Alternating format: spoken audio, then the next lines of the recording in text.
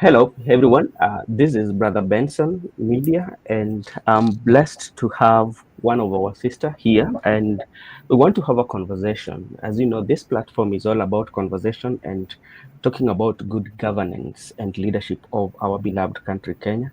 And let me take this opportunity to welcome my sister to the show. How are you doing?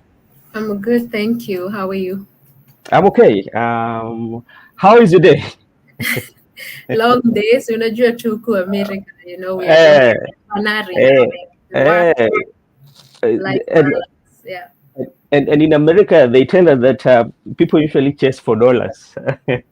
These are dollars, they come with a lot of sweat, and you Yeah. trade so much of your time and energy for that dollar. So much of it. Mm. And, and and you know this perception that you're plucking them like there's a lot of dollars here, so you can just go like a tree. You keep on plucking the money. If a friend or a family from home, hebu nitumie kadola kidogo, nuseme baada hauna, na inakuwa ni makasiriko. Natakanga kila mtu akuje huku America if possible. Eh, You know, ndo wa mm, understand huku. Yes, unapata mhm, hiyo pesa lakini the bills yeah. before you know it, you're living paycheck to paycheck. Mhm. Yeah. Yeah, that is true.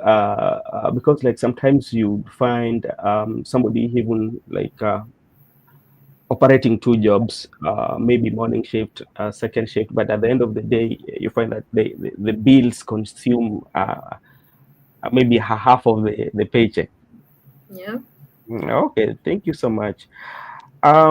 First of all, let me take this opportunity to thank you for honoring our invites.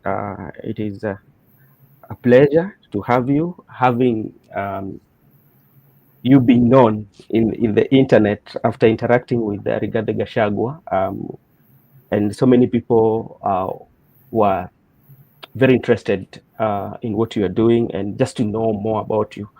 And maybe to start with, let us know who you are. Okay. Yeah. Mm. Yes. Thank you. My name is Valentine Githae. I Mhm. live here in Washington, D.C., and I am a student pursuing my master's in public administration, global governance and development at American University here in DC. I also work here in DC. And yeah, I am a political and human rights activist and the founder of the 625 movement, which means June 25th movement. The reason me and my team, we formed this movement is to honor the lives that were lost last year. If you can remember the highlight of the protests, when Mhm. even parliament was stormed, was June 25th. Between June 18th and I believe June 27th, there Mhm. was so much going on, but the 25th was the day that so many young mashujas, Mhm. were brutally killed. So we Mhm. want to keep those memories ongoing, and as horrific as they are, we want that to be our catalyst to push for better leadership and better governance and more strict anti-corruption laws in our country and Okay, economic prosperity. Yeah. okay. Thank you so much. And before we go into the June and to know more about your organization, maybe you can share with us your family background, especially were you born here or you came with your parents? No, I was born in Kenya. I went to primary school in Kenya, went to high school, Chania Girls in Mhm. Kenya, in Thika. I Eh, also went to university for quite some years at Mount Kenya University, Parklands. I was a student leader there. okay. I was a law student. And yeah, things happened and I had to relocate here. Now, as usual, had to start my life afresh. Oh, Kwanza shule tena afresh. But okay. Okay. Go ahead. yeah, yeah, and yeah. What else do you want to know about my background? Okay. Maybe if you look at the life that you are in Kenya and the schooling up to the campus level and coming in US and so start life again, how was it? How did you manage to uh, move from the life of Kenya and adapt to the American, and how difficult or easy was it for you? Well, it was for me. It was difficult. It was Mm-hmm. difficult adjusting because Kenya, it's so community oriented, right? In Kenya, you can just knock on your neighbor's door and say, "Hey, I don't have sugar, I don't have salt. Can I use your gas?" Right? Mm. Yeah. In America, it's a bit different. People here are so sort of individualistic. So that Mm-hmm. transition, coming in, you don't know anyone, maybe just your family, the language is different, the culture is different, the food is different. Mm-hmm. That was a bit tough for me. But as I guess as the years went by, it got a little easier.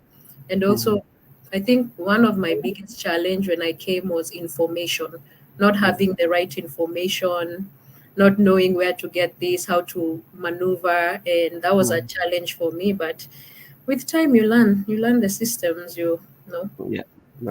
Okay. Thank you so much. Yeah, it's quite much challenging, especially when you leave your country and come to a foreign land, especially to adapt. And if you speak to people who have been in America, each and every person have their own stories. There are those who have found it very rough for them, those who have found it very easy.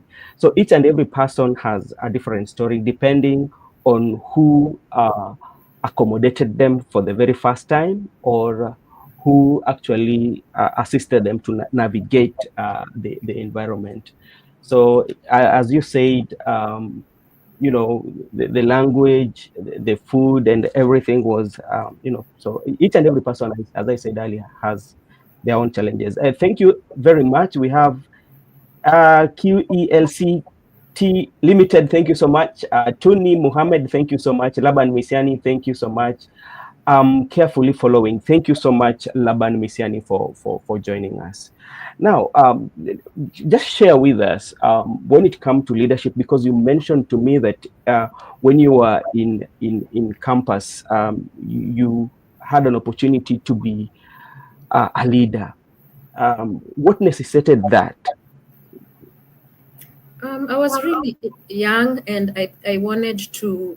I'd remember the issue. My biggest issue when I was at the school was equity, and in terms of equality and equity, having like those who are not able-bodied, Yeah. not having access like us. I think that was one thing that really pushed me to want to be in leadership, because everyone deserves a chance, regardless, right? And everyone needs to be treated the same. So that kind of pushed me into it. And for some reason, I've always just found myself in the spaces like that. Ever like when I was small, nilikuwa skao from 5 years to 17 years, and I was a commander. Oh man, I loved it. I miss those days. So Mhm. I've always found myself in those spaces. In high school, I was a Mhm. dorm captain, nilivotiwa kuwa dorm captain. So I found myself in those spaces. But in campus, I think my biggest goal was change. Also, there was an issue with the student kitty, and I always wondered, what can we do about this student kitty? Where is this money going? Tunatoa Mhm. pesa ya student kitty, lakini hakuna pesa Lakini, ya students. Finding a way how that can be streamlined so that people can benefit. so from the look of things, you are this person who was fighting for the rights for everybody, so that everything should be fairly for everyone, including yourself. Yeah. Okay, thank you so much. Now, let's come back to the day when right on. I mean, Rigathi Gachagua, Honorable Rigathi Gachagua had an event in your neighborhood.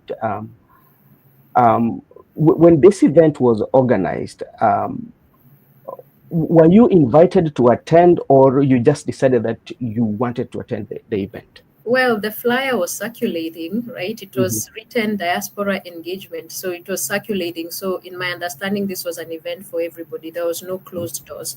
It was an open event. And one of the work we do here, the 625, we are called to call out leaders and ask questions. A week before that, we had the Matiangi event, and we were there.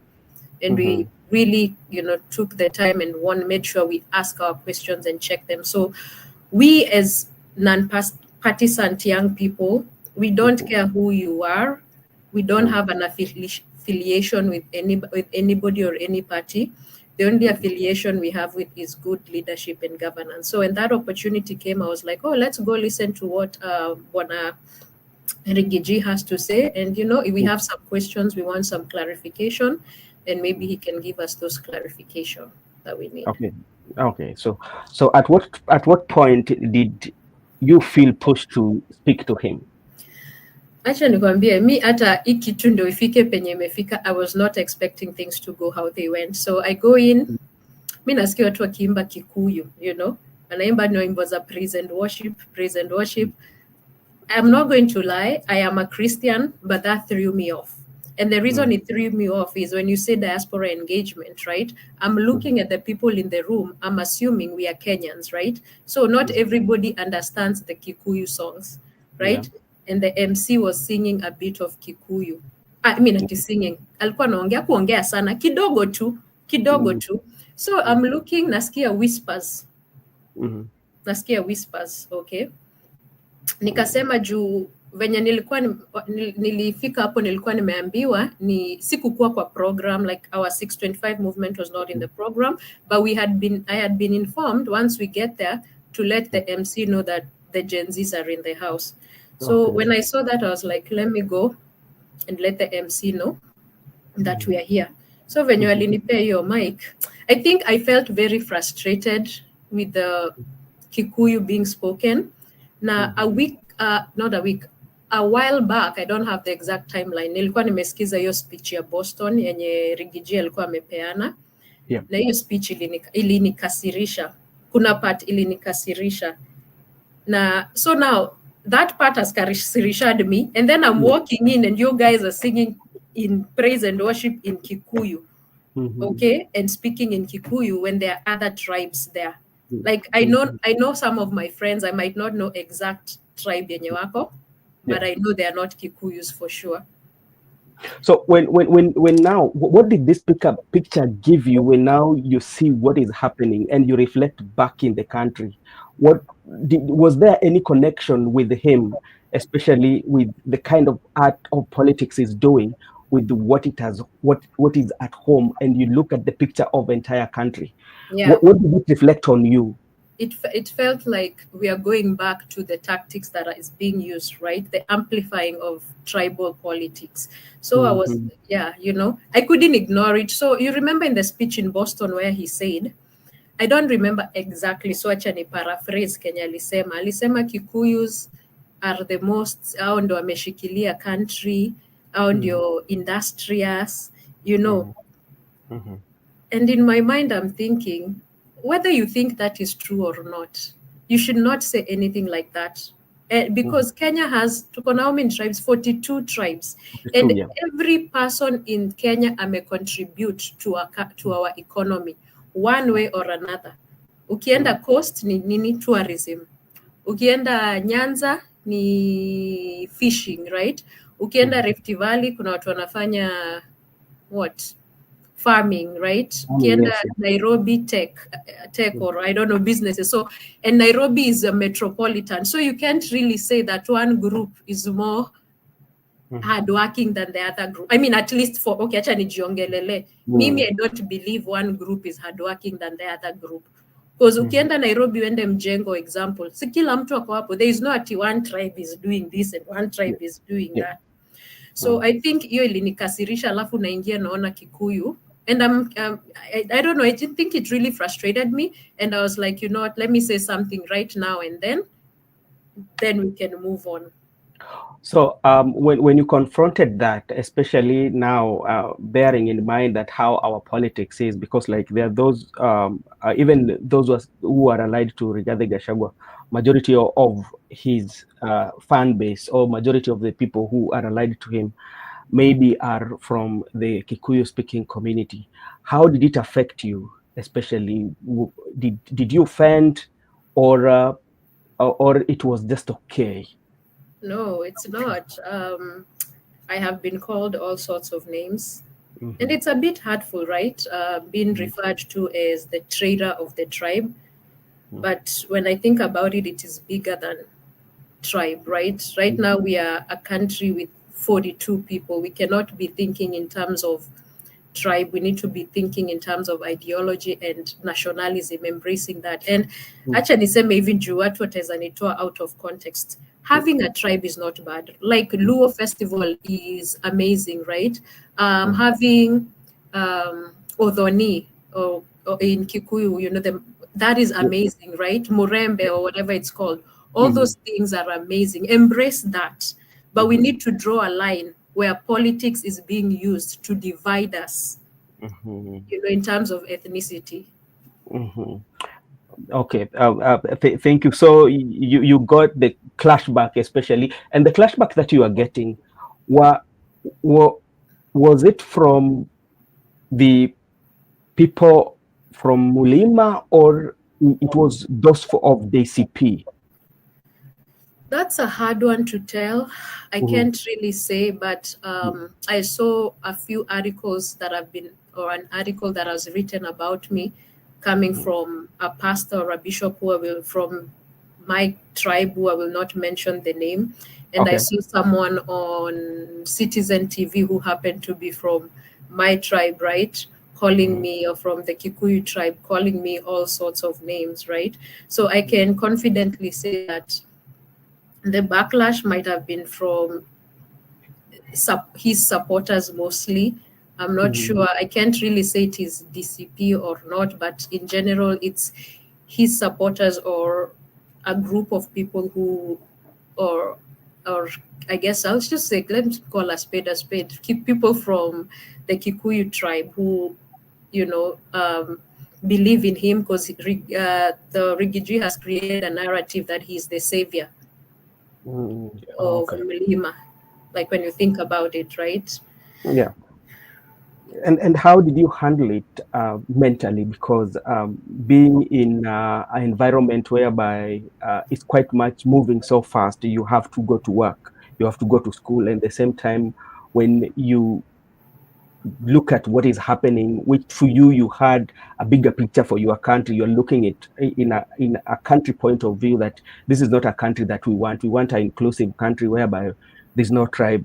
How did you handle it mentally? It's not been easy, especially the first week. I was tough because remember when I was going there to talk, I was not siku hata na expect this thing will go there. Hata nilikuwa naambia, I was telling my friend, hey, ningejua si hata ningeng'ara. Ile siku mtu anakuanga ameparara ndio vitu zina happening, you know. That was not my intention. I was just thinking, you know, let me just tell him right now and then to malize. So it's not been easy on a mental space, especially when I go. I remember I had to switch off my TikTok comments, and not because of me, but nilikuwa naona watu wakitukanana in terms of tribalism. Oh, sasa wa Kikuyu, oh, sasa wa Kale, oh, sasa wa Luo. Now I'm like, oh my gosh, how, you know, how are we gonna deal with it? But also it was a big revelation to me to understand how deep this whole political tribalism is. Like ikitu ni deeper than I thought it was. Now, I want to bring you another perspective, because there are those who are disappointed on what you said. And when you look at the competitors of Rigathi Gachagua, that one was a win for them, especially you. You were, before them, you were like a heroine, you know. And so many of the bloggers who are blogging for the competitors of Rigathi Gachagua, you were praised for standing against tribalism, you know. At that moment, when you saw a group of Kenyans that are now celebrating you, and you look at those who are bashing you, how did you interpret those two situations? Yeah, I remember seeing a post from Moses Kuria penye he omitted the part where I was telling Gachagua, if you want us to defeat Kasongo, you have to be a national leader. While you meet ako kapat ka Kasongo, you know, they kept taking that part where I said Ruto, you know, because I am not, first of all, Ruto must go. I feel very strongly about that. You know, we cannot, Ruto cannot kill us and lead us. Yeah. But at the same time, it doesn't mean we need to settle for what we think is not good for us, right?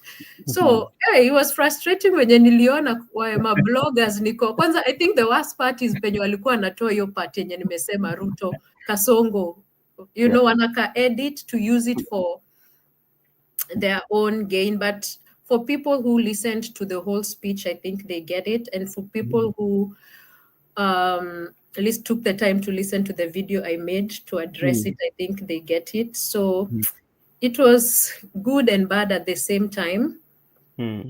But I think in this fight that we are in, we shouldn't have favorites, because we are in a point where our country really needs system reforms, leadership reforms, and these people have been in government for so many years playing the same tricks.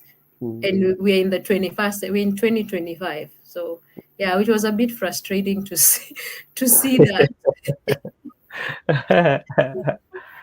Okay, thank you so much. Now, maybe any regrets, or when you look at the entire situation from the time you came in, got an opportunity to ask those questions, to the backlash, and for those who are celebrating you, either on the political field, they wanted to use that video for their own political gain, to where you've reached.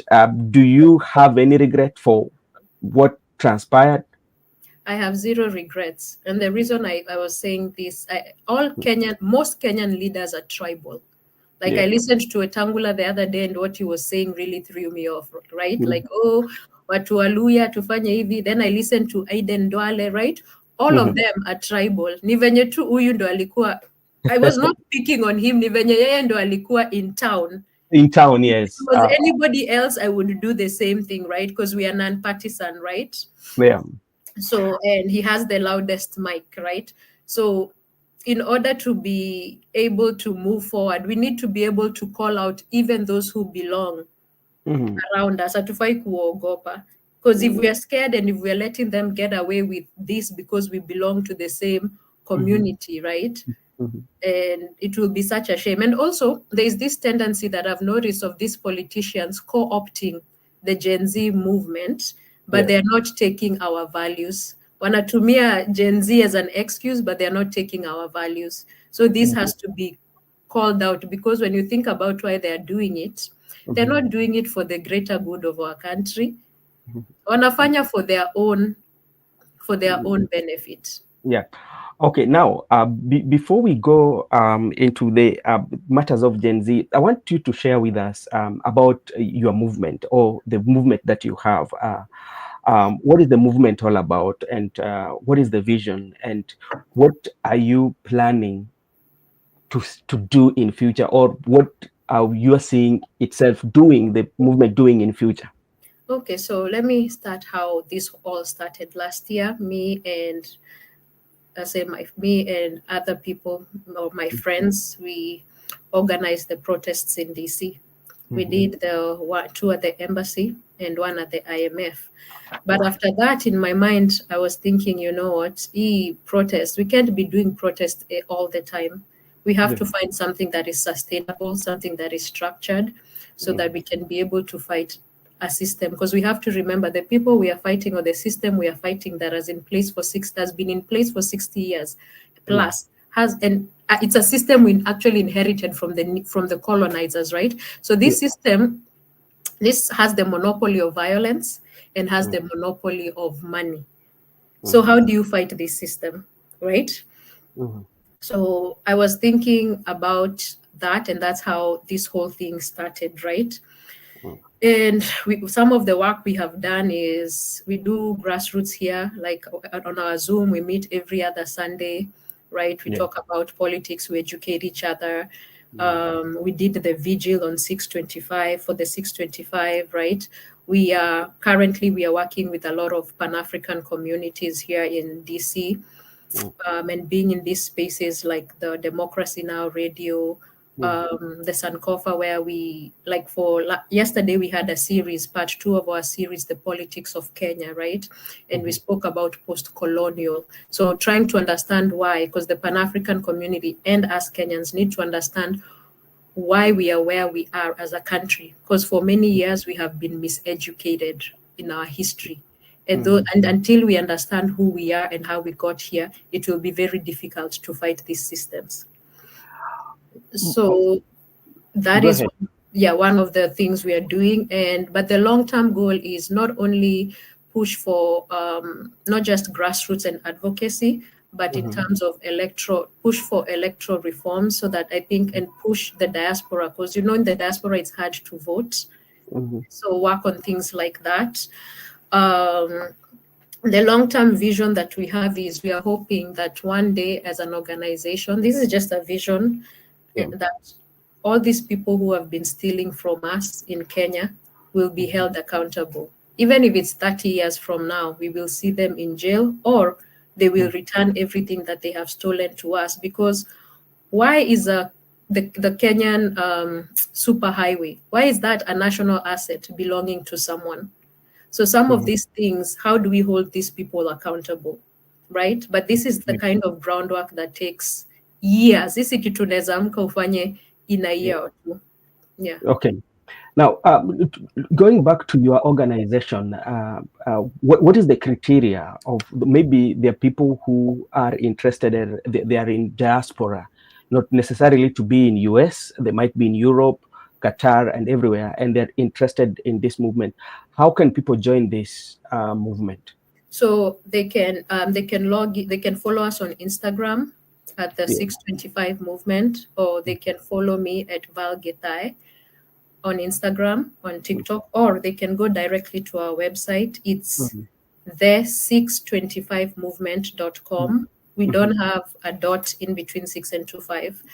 And then in there, they can just sign up to be a member and actually volunteer with us. So we are working on a volunteer capacity. So tunajitoleanga sisi wote, whatever we can do, we work with whatever we have. And everybody is welcome, so long as you understand that the goal is long-term, and also you understand that this is not easy work, especially on a mental level. It can be some days are easier than others. Some days unakuwa demoralized. Umetoka kuiba hapa one time, alafu watu wanaenda game ya Harambee Stars, wanachange, wanakuwa two-term men. You're just like, oh my gosh, did you all forget people are dying last year? So it can be very demoralizing, but understanding that, and understanding that the systems we are fighting and the people we are fighting are not lazy, and they are smart and savvy. So the people who are in this for the long haul. You've spoken something about your group, about discussing about politics of Kenya, and at the time when you're discussing these issues, who are your major audience? So our major audience has been the Pan-African community, right? We have friends of our organization. So when I talk about Pan-African communities, either African Americans, right, or people from other countries like Congo, Ethiopia, Sudan, right? Those have been mostly our audiences. And they've been a great support. For example, the Sankofa, the Black Alliance for Peace, the Pan-African Community Association, those have been a really great, yani wametushika mkono, you like when we speak about, okay, so this space has a series called Sudan on Our Minds, right? Haiti on Our Minds, right? All these things are interlocking, and Kenya has been, whether Kenya keeps popping up in Haiti's business, in Congo's businesses, in Sudan's businesses, So the Pan-African community is very interested in understanding what is going on. And we are really hoping that in the diaspora, the complacency, tuko very complacent tuko in the diaspora. I think tuko comfortable sana, right? But we have to we try to save this and put this on our website, because I think it's important for us as Kenyans to really educate ourselves. Maybe for the short period of time you've been engaging in this active and making sure that this messages reaches to people. Let's come to diaspora. What is the interaction, or what is the feedback, especially that you are getting from Kenyan community? Do things like tribe also play part when interacting with the community in the diaspora? This is a tricky question. Yes and no. So I think it depends, right? It kind of depends with the situation. Like for me, I grew up in Nairobi. Hakuna siku tribe iliwahi kuwa on my mind. But when I came to diaspora, I noticed there's like a tribe thing. I don't know how to explain it, but I noticed it here, right? sijui explain aje. Yeah, so yeah, It's there. it's there. It's just really subtle, but it's there. Do you know reason why I'm asking you that? No. And this is the reason why. I was trying to go and dig into the history of the leaders who have been part of the political class in our country when they come to visit their diaspora. The areas they visit is more strategic. Yeah, you Mm-hmm. find that it will be informed by the population where the people they share with the same regionalism. For instance, we are just looking for Rigathi Gachagua. That was the recent visit. I know he's going back home. If you look at how his visit um, was scheduled, the population were mostly the Mount Kenya areas that where the Mount Kenya especially are in. If you look at other leaders who have come too, Like they will tend, Matiang'i? yeah, they will tend to go where their kingsmen or their people are. Do you think that one also play part, especially on Kenyans, and they say, okay, we are supporting so and so, not because of his policy, but we are supporting him because of his tribe. And also, I'm not going to visit this state because I know the people who are there, I will not get such larger population. Um, I'm not sure about that but one thing I'll tell you about the DMV, the Mm-hmm. DMV is not like other states in America where these politicians visit, right? It's Mm-hmm. not like Boston, Minnesota, Missouri, Mm-hmm. Washington State. The DMV has a very diverse Okay. audience. Yeah, like Okay. what you mentioned, like if you go to Minnesota, there is more, I think, Kisis over there. When you Mm-hmm. go to Washington, there is more Kikuyus over there. I don't know about the other states, but DMV Mm-hmm. is different. Like there's so many, it's so many tribes. I don't think in the DMV I can really tell you Mm-hmm. which ethnicity is more than the other Mm-hmm. compared to other compared to other states, but I could be wrong. And Mm-hmm. also, it would make sense for a politician to go to the states that they feel their kingsmen will be there. Yeah. I mean, their people of Mtuao, will be there because, again, our politics in Kenya is tribal. Like, I'm sure there are people you'll ask right now, why do you support why do you support? I'm trying to find an example outside of Rigiji, but okay, why do we support Rigiji? Niko Mm-hmm. sure kuna watu wezi kuambia kwa nini wanamsupport, right? Or why do you support who else? We have Honorable Kalonzo Musyoka. We have the Right Honorable Prime Yeah, Minister Raila Odinga. yes, but yeah, they will not tell you exactly why they're supporting him. All they know is he's from my region. And I Mm-hmm. think that could influence also here in the diaspora Mm-hmm. how the politicians visit Yeah. the states. So yeah, I had not even caught up to that, but yeah, kind of makes sense. Okay. Nilikuwa Thank you. tu wanaangalia population tu, wanasema huku Population. kuna watu wengi wanaenda, but now that you've mentioned the whole ethnicity thing, maybe Mm-hmm. it kind of makes sense. Okay, now let's come to the Gen Z. And Gen Z is a constituency that is right now talked about, and every politician is looking forward to get this constituency because they believe, one, how they managed to have a protest, peaceful one, especially if you look at the initial protest for the Gen Z. It was very peaceful, and these people, they just only had a phone, a flag, and it was a vibing. And then after realizing that there was no distraction and like kind of like so many things started to happen and all the distraction came. And when you look at the initial stages, there were figures that were really, really taking that shape, and they were left to speak on behalf of the Gen Z, and they could go to every media station. But with the time, we started to see this taking different turn. Just for respect, we have Kasmuel Makoure, we have Masi Tarus, we had Morara Kibaso. They were the face, and they would, and at some point, they just vanish from the limelight. What could have happened? A couple of things. I think what we've been noticing with the movement. So the reason we were saying leaderless in the beginning, we are Mhm, still leaderless, tribeless, fearless, is because every time a leader in the past we've seen in the history of Kenya comes up, they are either intimidated or they are bought. Right? It's mhm, one of the two. mhm, Let's look at Mercy Terus, for example. Right? I don't know much, or Casmuel, right? Something happened where before we know it, Casmuel was already in ODM, right? mhm, Before we know it, Morara is out. So I suspect it was either intimidation or mhm, being bought. There have been allegations that they were bought, but I can't speak about that because I was not there. I don't mhm, know. mhm, But it's one of the two things. So that's what happened. Like with Casmuel, just following some of the podcasts that I listen in Kenya, there was this guy, I forget his name or the name of the podcast or something Fanyamambo, I don't remember, but he was mentioning that Casmuel at one point he had to get into ODM to protect himself, right?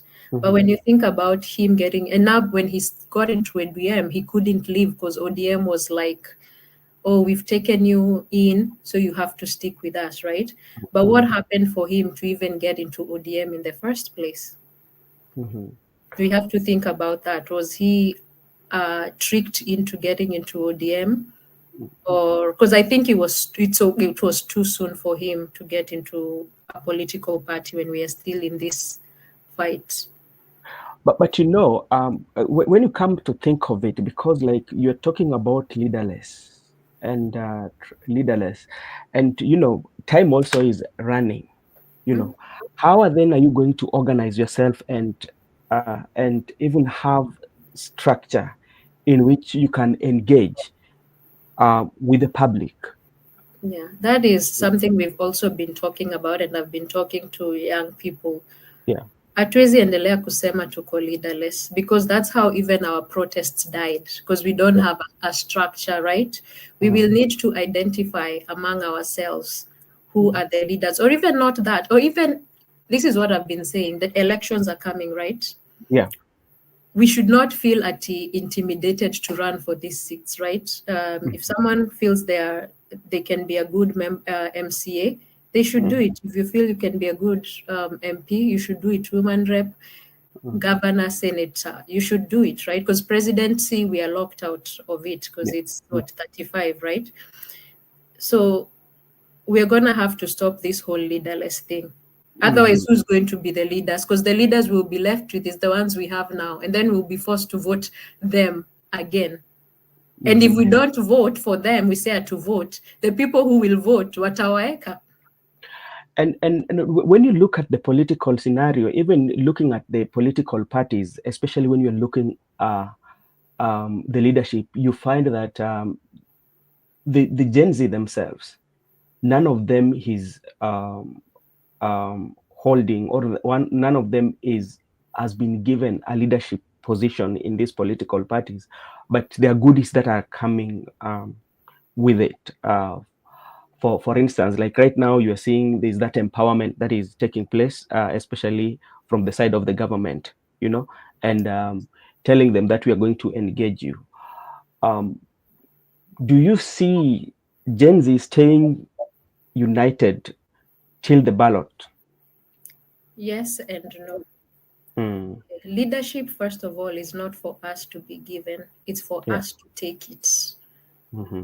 Because when in Kenya have we ever been given leadership? Leadership has been staying with the same people for decades, the same group of political elites for decades. So we have to take it.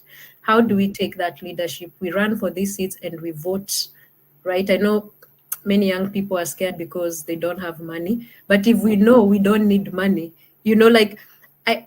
you don't, like, I'm not saying, yeah, I know money is important, but if we know this is the person we want, tunaweza sema kama ni wewe Benso, we can say, Benso can say I want to be a member of parliament, and me Valentine I can say, Benso, I'm going to donate 100 posters for you. Somebody else, I'm going to give you a speaker microphone, right? We can change and shape the politics right now. You know, Kenya needs, I've been saying this, Kenya needs campaign finance reforms, right? To be able to get to where we are. So we can change the politics from less about handouts to something more policy, more tangible, right?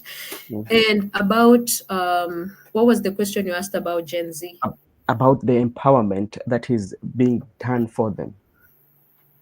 So this empowerment thing is, it's a shame, right? And like I said, the political class has the monopoly of money. The rest of the country does not have money, right? Poverty is our enemy. So if you're given a chance and someone tells you, hey, Valentine, or hey, Benson, come to State House, I'm going to give you a motorcycle, right? And that motorcycle has the ability to change your life, right? Not on a high, big difference, but it makes a difference. Jutaanza kupata customers, right? You know, it's a bribery when you think about it. It's bribery, right? But mi naambia youth, mnaweza chukua hizo bike, but mkumbuke kura inaenda wapi, you know? And in terms of whether Gen Zs will remain united or not, so let's go back to tribalism, and that's why I told you I realized this thing is really deep. Deep, yeah. It's deep. So for example, you go to Nyanza, utapata Gen Zs wa Nyanza watavotia mtu wao wa Nyanza. Wende Kisii, Gen Z wa Kisii watavotia mtu wao wa Kisii. Wende Marsabit watavotia mtu wao wa Marsabit, ama wavotie mtu wao amewaambia, right? Yeah. Wende Mlima, Mount Kenya region, it will be the same thing. Especially in rural areas, we can see a very big difference between the Gen Z movement in rural areas, which is being infiltrated by political narratives, compared to the Gen Z movement in urban areas. So unless we do civic education and get to these rural areas, and because, you know, if you're in Nikama, you ever heard when they say when a group of vampires breed together, it's a nest. Wanakuwa, they run out of their minds, right? So wewe uko kama mimi niko Ocha, kila mtu anaongea lugha moja, everything is the same, hakuna different opinions, kila mtu think the same. You'll be easily swallowed into that. And then culture plays a role. Tunasikiza wazazi, mzazi anakuambia hivi, before you know it, you've been sucked into this. So yeah, that is what I'm seeing might be a challenge for us. You've spoken of something, and this is, the other day I had a conversation with somebody about the issue of wakikuletea wewe chukua kula, lakini ukumbuke kupiga kura utapiga mahali pengine. In a typical scenario, if somebody keep on giving you and gives you, and when your time to pay back, you do not give to him, is there that guilt that kills you? You feel like, I mean, why would you feel guilty when you know the money that they're giving you is what they've already stolen from you? And then nani atakuja kuconfirm, Benson, nilikupea pikipiki, lazima univotie. Si kura ni secret. Yeah, kura ni secret. Kuna mtu anakaa kuangalia umevotia nani. But what are we breeding? Actually, it's not even good. Technically, in terms of integrity, we should be able to say no. But then when you think about the issues in Kenya, it's hard. It's hard to tell you to say no when you know you don't have a job. I'm trying to be realist here, right? Yeah. You don't have a job. You don't have a source of living, right? Your family doesn't have money. There is no way you'll... Alafu mtu anakuambia nitakupea pikipiki. Unapiga hesabu unaona, pade neza beba, neza tengeneza kiwanja. Na you know, so that's why I'm saying, it's like this whole thing with Harambee Stars, right? We don't like the president. In the words of that guy, tunachukia rais, lakini tunapenda Harambee Stars. Hatuwezi sema tuta support Harambee Stars juu tunachukia rais. You know, we want to see our country thriving. Yeah.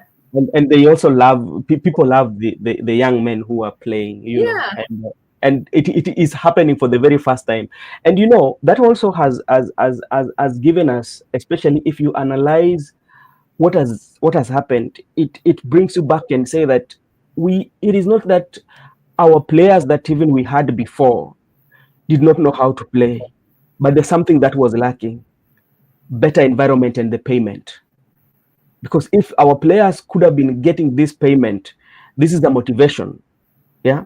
So and that's why, like, sometimes we was arguing, why can't, if it is if we've learned like this is how we can do better, why then can we entrench something even in the Ministry of Sports, that when our players play, that there's a money token that should be given to them so that they can play the way they are playing.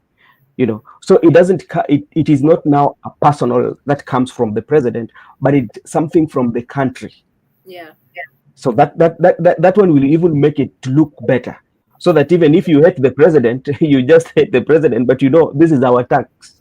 you yeah. know So the president is taking this, is again, he's bribing people. Hata ukimuuliza hiyo pesa anatoa wapi? Now, where is he getting this money? Because last I mm, checked, before you were president, si lazima utuonyeshe your whole, inakwanga you have to show your money or where you're getting this money. Na tusisahau, was it the president, si juzi tu alikuwa atengeneza kanisa ya 2 billion. Or was it how many? 2 billion? I can't remember. Was it 2 billion Kenya shillings? ile ilikuwa nafaa ikuwe State House. Na alisema ametoa from his personal pocket. Okay? mm, Na alafu mm, sahi bado anatoa hii pesa. No, we need to ask ourselves, where is he getting this money?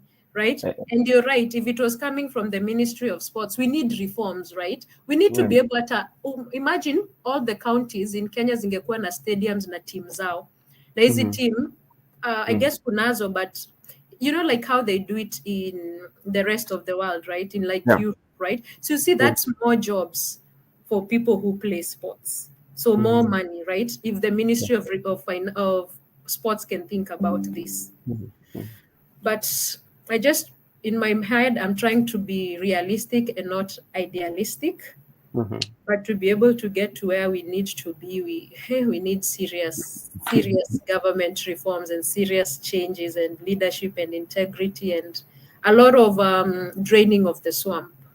Okay, and before we wind up, there's something that I want to know, because we have few for presidential hopeful that are there on the public, especially we have the likes of Fred Matiang'i, we have former Chief Justice and Okiya Mtata.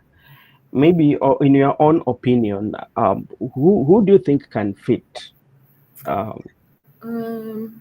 me, either Omutata or Maraga. Why do you think so? Yeah, Omutata, the reason I say that is because when you look at the kind of work he's been doing, right, in terms of taking all these cases, all these cases to court to advocate for Kenyans, right? They say a lot about him and what he's looking, or who he is as a person, and also he is young. I mean, he's not young, but he's not old, right? And someone correct me in the comments if I'm wrong. I don't know how long he's been in this game, but I know, like, compared to some of these leaders who've been there since the 80s and the 90s, I feel like he hasn't been there too long. Actually, but I might be wrong. I don't know. Okiya Mtata, this is his first time as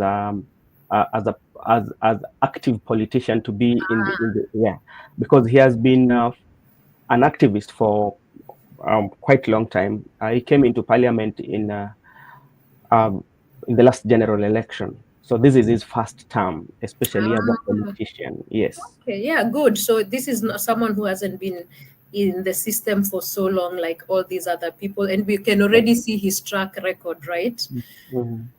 Maraga, he has this grandfatherly appeal that is so easy to lean on, right? I know some people worry that he's not talkative and what, lakini hata hawa watu wenye wanaongeanga like our president, hakuna mtu anaweza shinda Ruto kuongea ni nini amefanya. Maybe we need to look into something different, right? And the fact that he was able to hold his position during the elections, right, to say this election is being nullified and it should be done again, it takes guts to do that, right?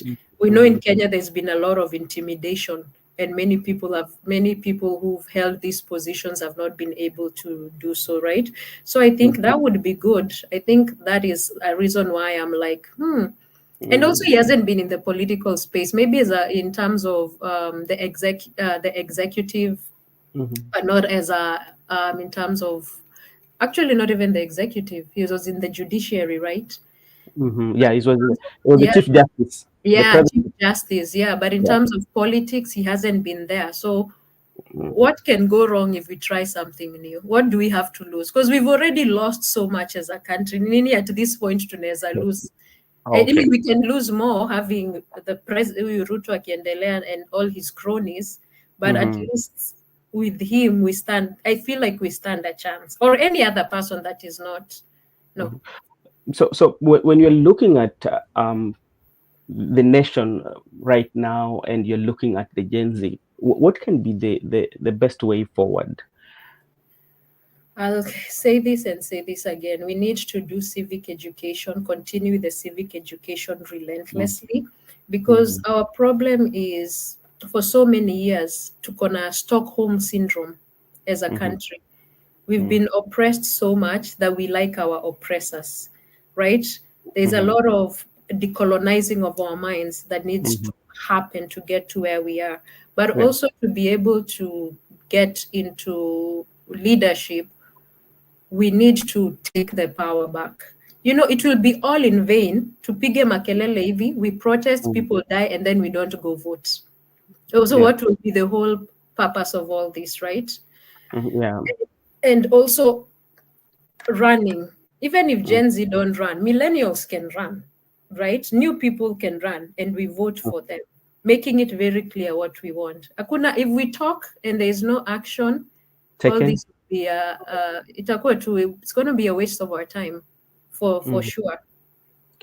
So how will the young people, or how will the young people take away the syndrome of Mtuetu? How can Hiyo we ni take? hiyo ni ngumu, but it Mm. is possible. Mm. I think if we embrace nationalism first over Mm. tribal politics, instead Yeah. of looking at someone ati, for example, sasa mimi nivotie mwizi juu ni Mkikuyu na labda kuna Mkisia hapo anaweza fanya kazi kuliko Mkikuyu, look at the Mm. work. Let's define people by their character, like, right, like Mhm. who when Martin Luther King said, by the not the content, the color of their skin, but the content of their character. In this case, not by Mhm. the ethnicity they come from, but the Mm. character of their content. I think that should be the first step, Okay. right? Yeah, and hopefully we are looking forward, especially for young people like you who have come and created the platform on how you are going to engage people, and even to let other other young, young people who have also movement like you, to have a conversation that is geared towards one direction. Because sometimes you find like the young people themselves, they're the people who have this platform, they have very good following, but sometimes they veer off the road. And you know when you do that, you find that like actualizing actually what you want becomes a major issue. Another thing is to do with the money, because like you find that in our country, this is what we call transactional politics. It's not only taking place with the leaders, and it's also taking place with young people. It doesn't matter how much you're being given, because let's say that during election somebody just give you 50 shillings. That is a transactional, and once it gives you that, you're going to vote not on your independent, but you're going to vote because I've been given 50 shillings. So as somebody who has a platform, as somebody who's engaging, how are you going to engage with these young people and tell them, okay, this is what is happening? Not to tell them, I not to tell them, okay, you just take that and vote later. Don't take it, because if you don't take it, first of all, you're building integrity. Mm-hmm. Yeah. So at the time now, when you want to say that our leaders are not, when we come to about the integrity of our leaders, you have to look at it. It's not that you have to get 1 million so that we can question your integrity, but we also question your integrity when you take the money and say that this money we have to take it, then I will vote the other way. Sometimes that guilt will kill you. I say like, wacha nimvotie kwa sababu atanipatia. See, so you have to stop that. And how can we stop that? That can only be stopped when you have this engagement in your platform. Make sure that you have even ambassador back in Kenya, yeah, who is ambassador for your movement in Kenya, who is going to engage these young people. Because remember, you're talking about diaspora, yes, but your main target is your country, because at one point you will go there. How do you want to make sure that the good idea that you have is flowing back to the country and is making changes? So those are now some of the issues that now and strategies that you have to put in place. Yeah, So and I wish it was possible, but our parliament has gone rogue, because what they could have done is pass a bill that's a law. I mean, pass a law that says handouts are handouts during political campaigns, or are illegal or something like that. But they will never do that, because they understand. These people, they want these systems to stay in place because they benefit from these yeah. systems. So unless when unasema we talk to each other and do that civic education to understand, and like have a mentality of a hopeful mentality of, it's not about today, it's about the future. Like me, I sit down and I think what encourages me is when I think of the future, I see a Kenya where there's justice for everyone, regardless of your class, regardless of your tribe, right? I see healthcare for everybody, right? Regardless of tribe and class and all those, right? So like the vision, like venye mi naonanga Kenya itakuwa, I think that keeps me fighting, right? So like sacrificing the now for the good. Like it's hard kuambia mtu let's be real, wewe hujakula kuambia shika hapa, poverty is the enemy. It's hard. It's hard. So, and taking emotion out of the politics, right? Hiyo yenye unasema hey, yenye huyo alinipea kakachwani, acha nimvutie. So it's hard work. It has to be relentless. Yeah, and I know, and also like even the voters themselves. At times, I usually say that okay, the voters should know what are the driving factors, what are these answers that I need to, what are these questions that I need to answer at the ballot, because that's the best place on how you can answer these questions. Let's say that you want a government that listen, when the right time comes, the only tool you have to answer those is make sure that you go and vote. Because it's so sad that sometimes the people who complain so much, these are the people who did not vote. If you don't vote, don't complain. Yeah. So you have to also to create that awareness and tell the people that, okay, you have to vote, so that, because that's where your voice is. Where those answers are, those questions that you are asking, good medical care, good education, good leadership, good governance, integrity, they are all answered at the ballot. So that is what I think. Yeah, we have to not just vote, but vote wisely. So one of the things we are doing as the 625 movement, and anyone should do this. We are creating a voters guide, right? For the diaspora, and hopefully we can for Kenya as well, right? And one of the things we've started to put on that voters guide is questions like, before you vote, ask yourself, what has this person done, right? And we can have that translated into the different languages we have in our country. Before you vote, what has this person done? Has this person affected your life positively or negatively? What is your expectation? Do you think this person will do it? Does this person have a track record? Ameiba ama hajaiba? Kuna rumors ameiba ama hajaiba? Kuna kadalili, Kadalili, having things like that, so that so that you're taking your time, before you vote, to internalize and ask yourself these questions. So that is one of the things we are working on. Okay. Hopefully it works, but even if it doesn't work for 2027, we still have 2032. Eventually, Kenya will change. I promise you. One day. Okay. Thank you so much. And maybe your last words to our viewers. I'm not sure the audience, are they from all over, or New York mostly, Kenya? No, mostly most of our audience are in Kenya, but like now they are asleep. Okay. So what I'll say is, let's not give up. Mhm. I know it's not easy, but every time we're about to give up, we remember that these politicians, they don't get tired, they don't sleep, they are slick, they are smart, but we are Mhm. smarter and we are better than we are more savvy than they are.